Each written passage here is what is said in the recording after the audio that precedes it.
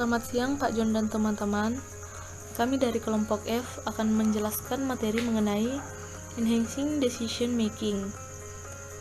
Sebelumnya, saya akan memperkenalkan anggota kelompok saya. Yang pertama itu Agustinus Mada, NIM 18153, Efremina Hayunda, NIM 18160, Katarina Prihanti, NIM 18163, Andreas Avelini Hoto, NIM 18172, saya sendiri Tisarara Rantelili, NIM 18175, dan Agatha Sekar Ayu, NIM 19043. Di sini ada pokok bahasan yang akan dijelaskan oleh kelompok kami. Yang pertama itu apa saja jenis keputusan dan bagaimana proses pengambilan keputusan bekerja. Yang kedua, bagaimana sistem informasi mendukung aktivitas manajer dan pengambilan keputusan manajemen. Yang ketiga, bagaimana intelijen bisnis dan keputusan dukungan analitik bisnis. Yang keempat, bagaimana pengambilan keputusan yang berbeda konstituen dalam suatu organisasi menggunakan intelijen bisnis. Dan kelima, apa peran informasi sistem dalam membantu orang yang bekerja dalam kelompok membuat keputusan lebih efisien. Selanjutnya itu pengambilan keputusan dan sistem informasi. Sini nilai bisnis peningkatan pengambilan keputusan. Pada tabel ini kita bisa lihat di kolom pertama itu contoh pengambilan keputusan. Yang pertama, mengalokasikan dukungan kepada pelanggan yang paling berharga, atau allocate support to most valuable customer. Pengambil keputusannya itu adalah manajer akuntansi. Number of annual decision-nya itu 12. Terus estimate value to firm of a single improved decision yaitu $100.000.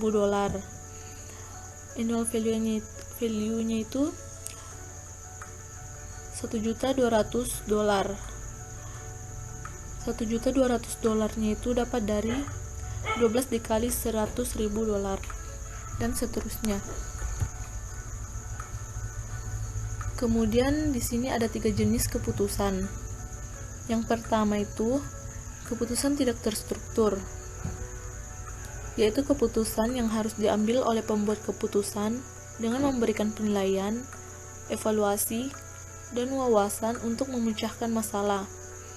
Masing-masing keputusan baru, penting dan non-rutin dan tidak dipahami dengan baik atau prosedur yang disepakati untuk membuatnya. Yang kedua, yaitu keputusan terstruktur, adalah berulang dan rutin, serta melibatkan prosedur yang pasti untuk menanganinya, sehingga tidak perlu diperlakukan setiap kali seperti mereka seolah-olah baru. Banyak keputusan memiliki elemen. Keduanya jenis keputusan dan ditentukan oleh prosedur yang diterima. Yang ketiga, keputusan semi terstruktur, yaitu keputusan yang memiliki elemen keduanya, di mana sebagian dapat diprogram, sebagian berulang-ulang dan rutin, dan sebagian tidak terstruktur. Secara umum, keputusan terstruktur terjadi di tingkat manajemen perusahaan yang tinggi, dan keputusan tidak terstruktur dilakukan di tingkat organisasi atau manajemen yang rendah.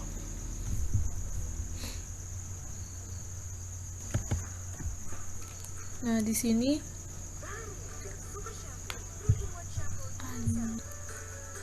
selanjutnya kita akan lihat figur 12.1, Information Requirement of Key Decision Making Group in a Firm. Nah, jadi di sini kita lihat bahwa setiap tingkatan manajemen dalam perusahaan itu memiliki jenis pengambilan keputusan yang berbeda-beda. Contohnya itu karakteristik pengambilan keputusan tidak terstruktur. Biasanya itu dilakukan oleh senior manajemen. Contoh pengambilan keputusannya itu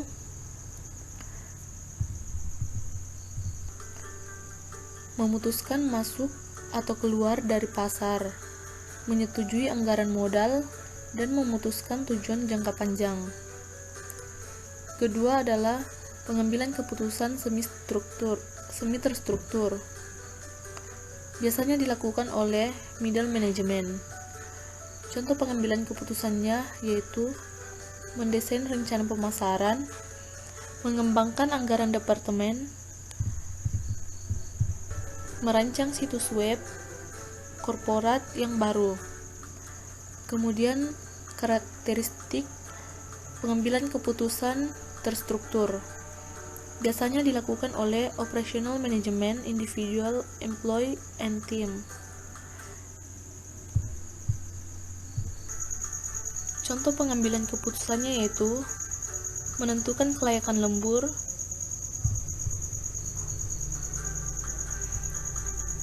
mengisi kembali persediaan, menawarkan kredit kepada pelanggan, dan menentukan penawaran khusus kepada pelanggan. Di sini juga ada contoh lain dari 3 jenis pengambilan keputusan tadi. Yang pertama itu keputusan tidak terstruktur. Eksekutif senior di suatu perusahaan menghadapi banyak situasi keputusan yang tidak terstruktur, seperti menetapkan tujuan 5 atau 10 tahun ke depan perusahaan atau memutuskan pasar baru untuk dimasuki. Kedua, keputusan semi terstruktur dilakukan oleh manajemen menengah ketika menghadapi skenario keputusan yang lebih terstruktur. Tetapi skenario keputusan dapat mencakup komponen yang tidak terstruktur. Manajer menengah ini akan mendapatkan laporan dari perusahaan, sistem perusahaan, atau sistem manajemen distribusi pada kegiatan pemesanan dan efisiensi operasional di pusat distribusi Minneapolis. Ini adalah bagian terstruktur dari keputusan. Tapi sebelum sampai pada sebuah jawaban, bagian tengah ini manajer harus mewawancarai karyawan dan mengumpulkan lebih banyak informasi tidak terstruktur dari sumber eksternal tentang kondisi ekonomi lokal atau tren penjualan. Dan yang terakhir, keputusan terstruktur. Manajemen operasional dan pegawai biasa cenderung menghasilkan lebih banyak keputusan terstruktur. Misalnya, seorang supervisor di jalur perakitan memiliki untuk memutuskan apakah pekerja yang dibayar per jam berhak atas upah lembur. Jika karyawan bekerja lebih dari 8 jam pada hari tertentu, supervisor akan secara rutin memberikan uang lembur itu untuk waktu yang melebihi 8 jam dicatat pada hari itu.